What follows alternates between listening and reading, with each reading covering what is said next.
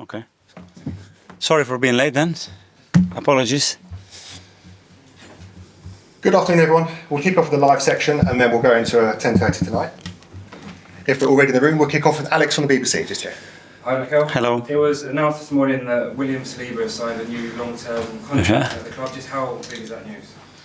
Yes, big news. Very happy. Congratulations to Willie. Fully deserves this new contract. His contribution to the club, to the team, has been phenomenal the last few years, and very happy to keep the spine of the team with us. But you say the spine of the team. There's quite a few players in the squad now who have committed their futures to the club for the long term. Does that say that most of the players in the squad believe they can win what they want here at Arsenal? Yes, first of all, that they feel that they belong to this club and they feel very attached to it, and they share the same ambition with the club. And obviously, they feel valued, they feel loved here, and they want to continue their careers here, which is great. It's been a couple of days since the late win over Newcastle. Just what has that impact been like on the squad, and have you seen a difference in the players?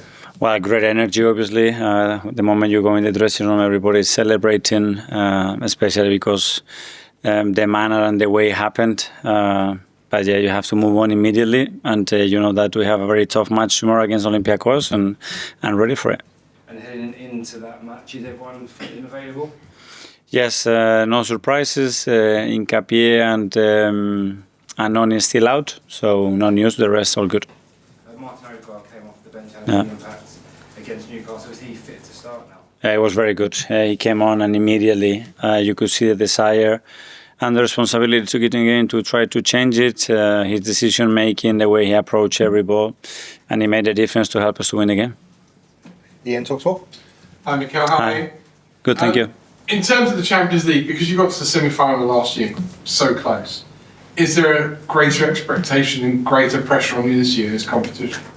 Well, we have the same ambition, which is go game by game and try to be better than the opponent, which is very difficult in this competition, and win as many games as we can. And tomorrow we're going to have a really difficult one. We know how important the home form is going to be to reach in this phase where we want to arrive, and tomorrow we have the opportunity to start well. Great news about William Saliba. And this used to be a club whereby you felt that players were going into the last year of their contract, and maybe managers or administrative staff weren't on top of it. Is that the one thing, or one of the things you've changed for the better, and that you can say this is one thing that I really have been successful at? Well, I don't know. What I know certainly is that at the end there are 2 or 3 parties that have to come together to an agreement, and with the 3 of them have the same intention and the same will, it's easier to get it done. And in these cases, it's been extremely positive. Obviously, Andrea, the team, and the support that we have from Stan and Josh especially makes this obviously possible and available, and we are extremely happy to continue this journey with them. Finally, if I can have a bit of fun with you, I mean, Arsenal are flying high, so no surprise to see the RAF story this week. Firstly, when are they coming in? Are they coming in to see the RAF? I didn't have to dodge any planes to get in the car park. And secondly, how do you come up with these ideas? Yeah. Because they're very out of the box. They're very left field. These ideas to improve your players with very different kind of ways of doing it. Yeah, you're a bit late. That was 2 years ago. So the plane's already gone. I don't know where it is at the moment. Okay, we'll go to Dowman from Sky. Hey, Mikel. Yeah. Just on William Saliba, it's going to be clear that some of European football's top clubs will be interested in a player like that. Was there any part of you, with him entering the final 2 years of his deal, that was fearful he wouldn't sign? Probably more than the length of the contract is the will of the player, you know, because then you can understand, I said, some players, sometimes they have a dream. Some of them is being to play in the Premier League, some of them is to play in the Premier League for Arsenal. Another one can be to play in a different country for a different club. So you have to respect that. I think we've been really, really lucky, but as well, it shows the power of this football club and how much people loves it and wants to come here, that none of that is happening. Even they have the possibility to go somewhere else, they want to remain here.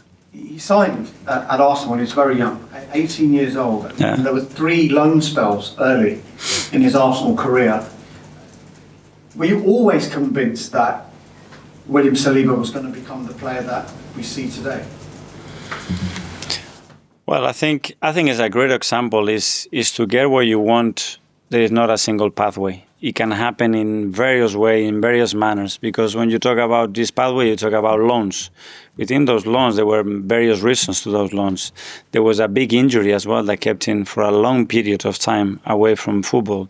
Then when he was here, we had another serious injury. So it's a lot that has happened, a lot that Willie had to get through, and the club and myself with him as well, to get to the point where he is today. And that's the beauty of it, that sometimes things don't start the way you expect it, but sometimes it's the best thing that can happen to you to get where you want to get. Just final one from me. Whenever I hear pundits and journalists talking about Arsenal, there's obviously a lot of noise outside the club. And one of the messages this season seems to be Arsenal have got no excuses. They've just got to go out there and do it. Are you aware of this noise? Do you pay attention to it? Or how do you block it out? Well, I'm aware the moment I step in this chair that what I want with this football club is to win major trophies. That's it. Nobody else has to put that line into us. That's the ambition, the first day, and the excuses. Yeah, they never been part of my life. Thank you. James from CBS. Yeah. Hi, Mikel. Just like to take back to your first European tie as an Arsenal manager, which I'm sure you remember was against Olympiacos and was quite dramatic. You have the last-minute goal against you, the last-minute goal that didn't come, and then quite dramatic days afterwards as well, and quite significant. In that time, are you thinking, what on earth have I let myself in for here? No, no, but that's the beauty of football as well. I perfectly remember when we scored the goal, then when we conceded the equalizer, the last chance that we have in the last second of the game as well to go through it. What happened after that as well when COVID and everything hit. So yeah, part of the journey as well to get to where you is a good example, like Willie, to get where you want to get. Sometimes you have to go through moments that probably you didn't expect to go through. How did that strange sort of first year in the job change or help you develop as a manager? Well, it was a lot, obviously, to swallow, coming into a massive club in the middle of the season when you never coach a team. That's already a big challenge. On top of that, everything that was happening at the football club, on top of that, COVID hits, you're not able to be in contact with your players or the club, and that drags for almost 2 years. Yeah, it's a lot, but it was an experience that I learned a lot from it, and I think it made all of us better. Simon Standard. Hi, Mikel. Hi. I know the atmosphere is a big thing for you. And one of the things we've noticed this season, obviously the tunnel has changed. There's no cover over it. I just wonder, is that something you were involved in? What was that change about, and how do you think it could impact the atmosphere? No, obviously also as a club, we have always the ambition to generate the best atmosphere in the world at the Emirates. And we have the best supporters in the world, and now we have to facilitate everything. And the team has to give the right feelings to our supporters every time we play in front of them. We need to habilitate as well the stadium in the manner that we want, and we need to ignite that will that we have to play every single ball with us, because it makes such a difference. I want to play and win the things that we want to win. That's a non-negotiable. You need to have a stadium that is able to create those moments for sure. The other one I wanted to ask you was about Max, who, if he plays in any of these games before his birthday, could make history in the Champions League. Obviously, we all are talking about him a lot in these few months, but for you as managers, when were you first aware of the talent you had, and what work has gone into the point where we are now, where he could be making history? Well, the first conversation probably was with Per, when we were talking about the talent and what he could see and feel that that could reach out the level that we needed. Straight away, his name came up, and then we started to look at him, and the way he's developed himself and the steps that he's taken and the speed he's taking them, it's probably unheard of. And he's fully with us. He's part of us. He trained with us, and he's got the same chances as anybody else. Can you remember what year that conversation was? I would say a year and a half, 2 years ago. James, Athletic. Hi, Mikel. Hi. I wanted to ask you about Viktor Gyokeres. He was involved in a really physical game at the weekend with Newcastle. I just wondered, what was your assessment of how he stood up to that challenge, and where do you think that, what does that say about where he is in his adaptation? I loved it. I absolutely loved it how he took it. He went on board. Not a single moment when he's showing frustration. I told him, you're gonna get some decisions, some others not. Stand up. You're gonna have 2-3 players around you many moments. The ball is in the air, and a lot is gonna happen. But I like his reaction. I loved the way he handled the situation emotionally, and as well because he was involved in a lot of dangerous moments that he created. He was very much involved in them. And yeah, it's a pity that he didn't score a goal at the end, because in my opinion, he fully deserved it. There's quite a big sort of burden on him at the moment with no Kai. He's kind of the 9 on his own, a lot of expectation. How do you think he's handling that? In a really natural and organic way, I would say. He's a really confident boy. His work ethic is incredible. The demands that he puts in himself every single day. It's a joy to work with him.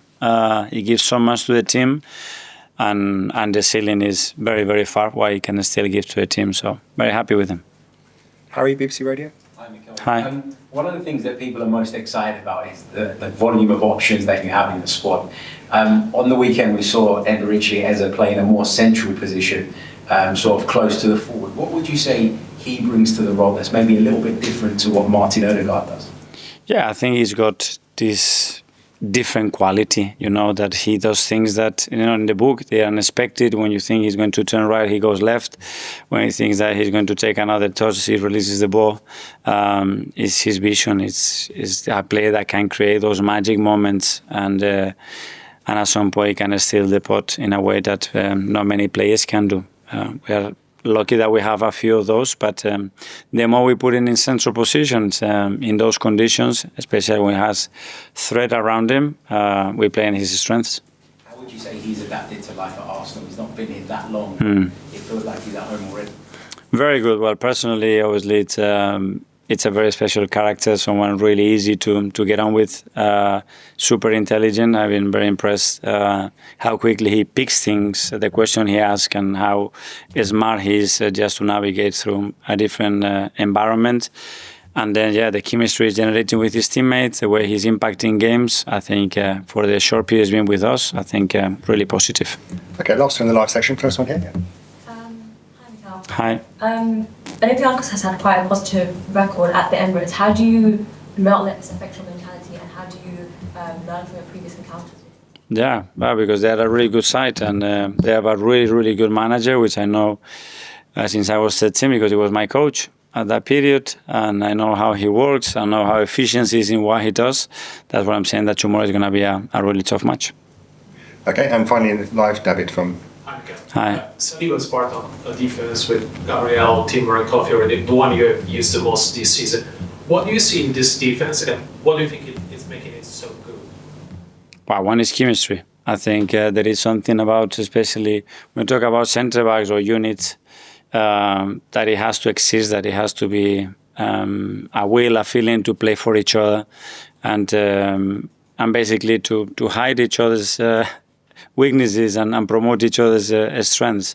And that's an ability that they have between them, and they have developed. They like to play with each other. They love each other. And that's a massive thing when you're asking your backline to produce what they are producing at the moment. Okay, that finishes the live. We'll go into 10:30 tonight. Kick off with this one from the back.